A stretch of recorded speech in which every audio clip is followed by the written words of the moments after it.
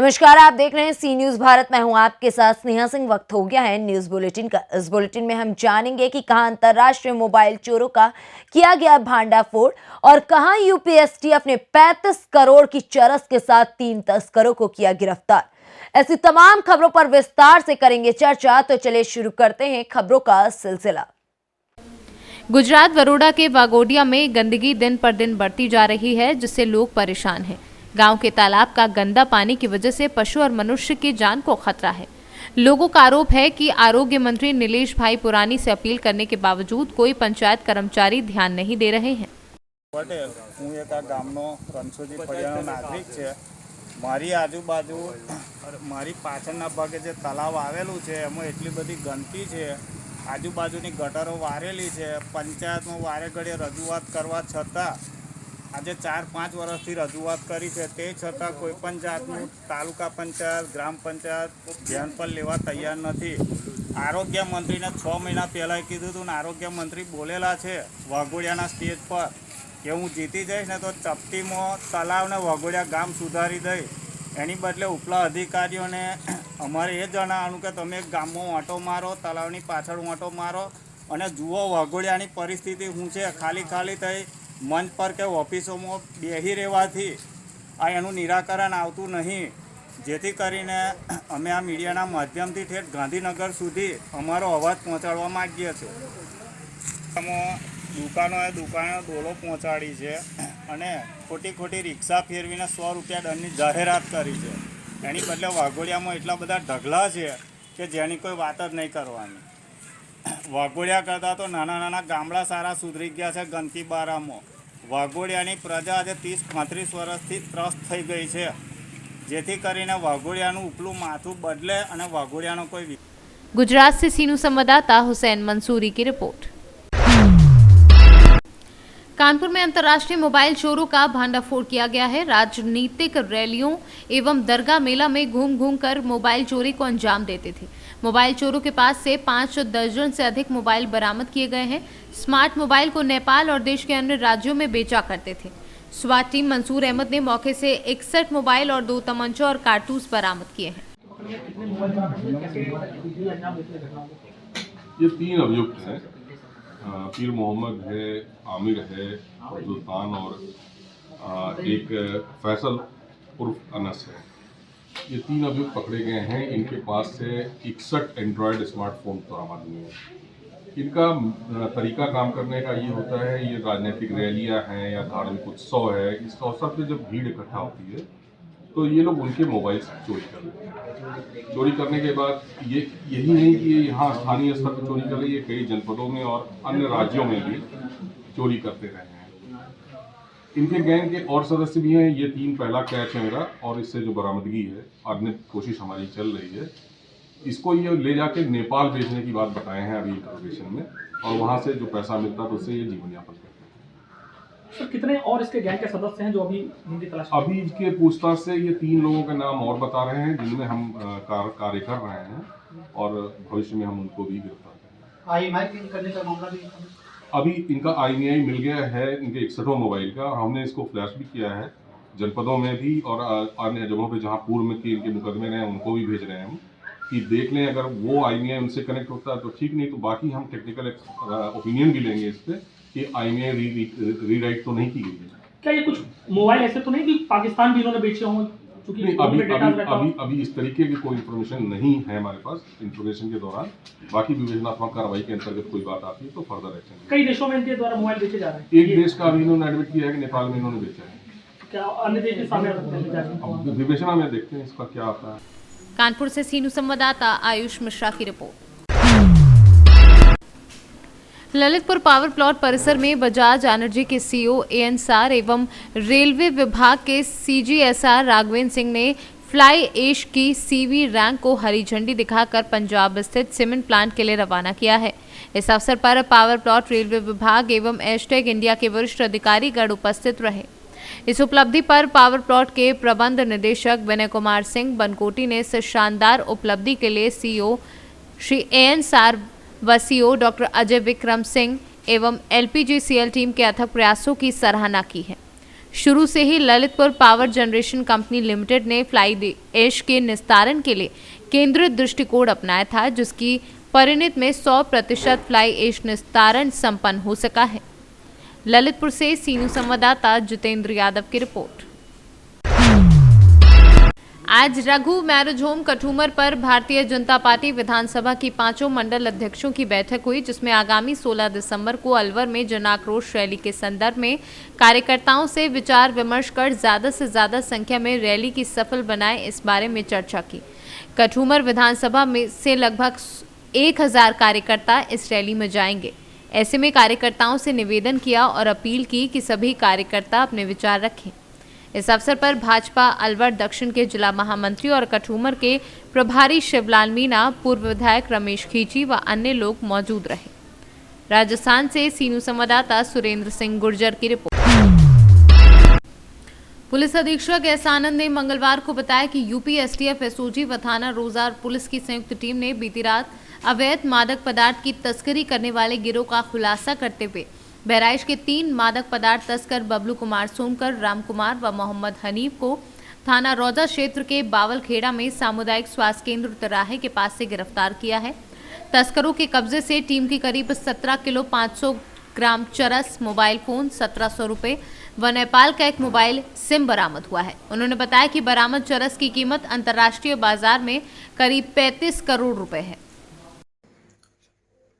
कल देर रात एसटीएफ उत्तर प्रदेश और एसओजी शाहजहांपुर को एक संयुक्त अभियान में अंतर्राष्ट्रीय मादक पदार्थों के 3 तस्करों को गिरफ्तार करने में महत्वपूर्ण सफलता प्राप्त हुई। इनके कब्जे से कुल 17.5 किलो चरस बरामद हुई है, जिसकी अंतर्राष्ट्रीय कीमत लगभग 35 करोड़ रुपए है। ये चरस नेपाल से लाई गई थी और इसे दिल्ली और वेस्टर्न यूपी के डिस्ट्रिक्ट्स में इसकी खपत होनी थी। जो इनसे पूछताछ में मालूम चला, जो पकड़े गए हैं वो जनपद बहराइच के रहने वाले हैं। इनके नाम बबलू, राम कुमार और मोहम्मद हनीफ हैं। इनके द्वारा पूछताछ में भी बताया गया कि ये कई बार नेपाल से चरस लाकर वहाँ विभिन्न लोगों को आपूर्ति इसकी किए हैं। इनसे जो पूछताछ के आधार पर बहुत सारे तथ्य और आए हैं, जिन पर एसटीएफ के एंड पर भी कार्रवाई चल रही है और यहाँ पर भी इस पर कार्रवाई की जा रही है। इन तीनों अभियुक्तों के विरुद्ध थाना रोजा में अभियोग पंजीकृत कर अग्रिम वैधानिक कार्रवाई की जा रही है। हाँ, ये बात भी है कि इनमें नेपाल का कनेक्शन इससे एस्टैब्लिश होता है कि इनके पास एक नेपाली सिम भी मिला है, जो ये नेपाल में जब रहते हैं तो वहाँ उस सिम का उपयोग करते हैं और वहाँ से फिर ये चरस को यहाँ स्मगल करके लाते हैं और यहाँ पे इसकी आपूर्ति होती है। शाहजहांपुर से सी न्यूज संवाददाता महेश द्विवेदी की रिपोर्ट। पूरे देश में आज़ादी का अमृत महोत्सव धूमधाम से मनाया जा रहा है। झांसी जनपद में अमृत महोत्सव आयोजन समिति द्वारा आज लक्ष्मी व्यायाम मंदिर में सामूहिक वंदे मातरम गायन का कार्यक्रम रखा गया था, जिसमें हजारों की संख्या में आम जनमानस सम्मिलित हुए। कार्यक्रम में मुख्य अतिथि के रूप में राष्ट्र स्वयंसेवक संघ के अखिल भारतीय सह व्यवस्था प्रमुख अनिल ओक सम्मिलित हुए। अध्यक्षता बुंदेलखंड विश्वविद्यालय के कुलपति मुकेश पांडे ने की, जहाँ कार्यक्रम का संचालन संयोजक प्रवीण लखेरा एवं वैभव तिवारी ने किया है। आभार महानगर आयोजन समिति के अध्यक्ष शरद द्विवेदी ने व्यक्त किया। वहीं कार्यक्रम में अतिथियों के उद्बोधन के बाद मैदान में हजारों की संख्या में उपस्थित जनता ने वंदे मातरम का भव्य सामूहिक गायन किया। कार्यक्रम में राष्ट्रीय स्वयंसेवक संघ के प्रांत कार्यवाहक अनिल श्रीवास्तव, विभाग प्रचारक अखंड प्रताप, महानगर प्रचारक अनुराग समेत कई लोग उपस्थित रहे। आज कार्यक्रम का क्या है? आज का कार्यक्रम ये स्वतंत्रता जो प्राप्त हुई उसका ये 75वां वर्ष चल रहा है, 2021-22। तो 75वां आज़ादी तो हो गया स्वतंत्र, अब ये 75वां वर्ष चल रहा है। तो इसको अपने यहाँ हिंदू समाज में अमृत महोत्सव कहा जाता है। 75 वर्ष जब पूरे होते हैं तो ये अमृत महोत्सव जो हम वर्ष मना रहे हैं, इसमें आज युवा पीढ़ी जो है, शायद वो पीढ़ी तो शायद हम में से जा चुकी, तो युवा पीढ़ी को ये जानकारी रहे कि आखिर ये स्वतंत्रता हमें कैसे प्राप्त हुई है। केवल छोटे से किसी सहजता से स्वतंत्रता प्राप्त नहीं हुई है, तो हमें अनेक क्रांतिकारियों ने, अनेक हुतात्माओं ने बलिदान दिए इसके अंदर। ऋषियों ने, मुनियों ने, क्रांतिकारियों ने, तपस्वियों ने, वैज्ञानिकों ने, आध्यात्मिक लोगों ने और राजाओं ने, पराक्रमी, अनेक लोगों ने ये दिए। और उन सबको याद किया जाए तब जाकर ये जो है स्वतंत्रता हमें प्राप्त हुई है। और फिर इसको कैसे बचाना चाहिए। हम स्वतंत्र हो गए, स्वाधीन हो गए, लेकिन अभी भी तंत्र हमारा कुछ कुछ मात्रा में विदेशी चलता है और इसलिए वो तंत्र भी स्वयं का हो। इसलिए कल जो माननीय अपने प्रधानमंत्री महोदय ने बात कही है कि हमें आत्मनिर्भर भारत बनाना है और ये आत्मनिर्भर भारत बनाने का काम कौन करने वाला है, तो यहाँ की ये युवा पीढ़ी कर। क्या आज आयोजन है, क्या कार्यक्रम? ये जो झांसी महानगर द्वारा जो भारत सरकार का 75वां आज़ादी का अमृत महोत्सव का जो कार्यक्रम है, उसी श्रृंखला के तहत ये आज कार्यक्रम आयोजित किया गया है, सामूहिक वंदे मातरम कार्यक्रम। इस कार्यक्रम के द्वारा जो युवा पीढ़ी है उनको ये जानकारी और ये ज्ञान पहुंचाना इसका उद्देश्य है कि हमारी भारत की संस्कृति क्या थी, भारत की परंपरा क्या थी, भारत की विचारधारा क्या थी और जो इंडियन नॉलेज सिस्टम है वो क्या है और हमारी स्वतंत्रता प्राप्ति के लिए हमारे स्वतंत्रता संग्राम सेनानियों ने किस प्रकार से आंदोलन किए, किस प्रकार से अपना बलिदान किया, क्या संघर्ष किया और भारत को ये आज़ादी मिली, भारत स्वतंत्र हुआ। तो इस प्रकार से झांसी नहीं पूरे देश में ये आज़ादी का अमृत महोत्सव कार्यक्रम चलाया जा रहा है और ये संदेश दिया जा रहा है छात्र एवं छात्राओं को। और जैसा कि आज झांसी महानगर में भी 35,000 के लगभग जो है इस आयोजन के द्वारा जोड़े गए हैं और साथ ही ये जो शिक्षा है, राष्ट्रीय शिक्षा है, इसमें भी इस प्रकार की जो आज़ादी है, भारतीय नॉलेज सिस्टम में संस्कृति है, इसका समावेश किया जा रहा है और इसलिए भारत सरकार द्वारा भी राष्ट्रीय शिक्षा नीति 2020 बनाई गई है।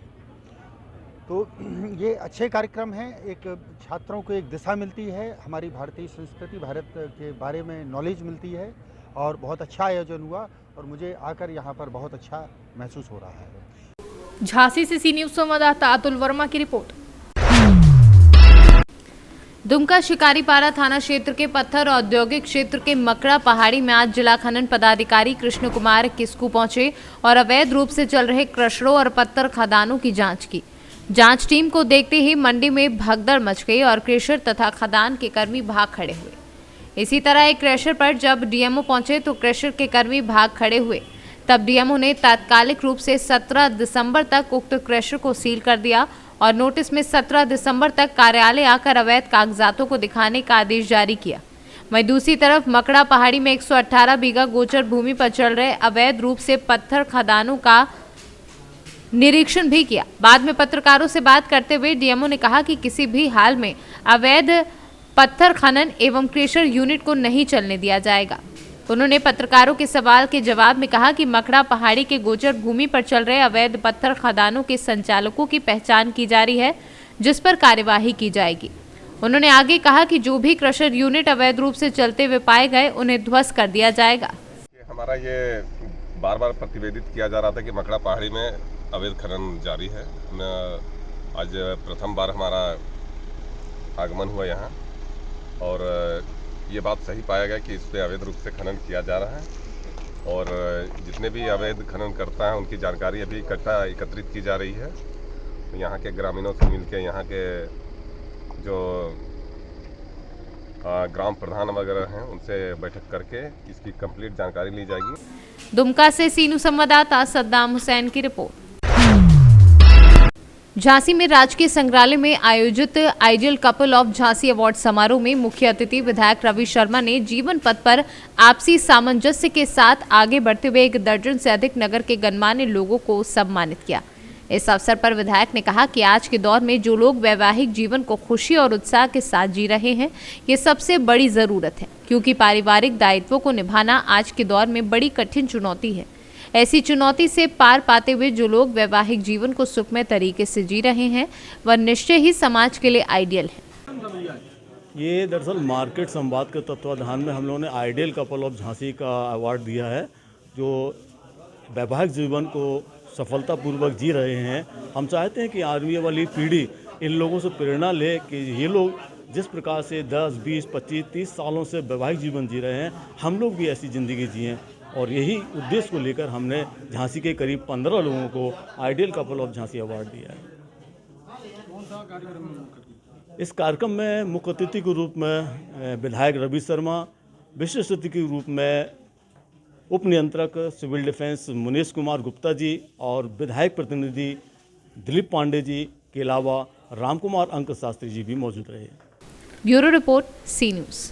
फिलहाल इस न्यूज बुलेटिन में बस इतना ही। देश विदेश की ऐसी तमाम खबरों को देखने के लिए बने रहें सी न्यूज भारत के साथ।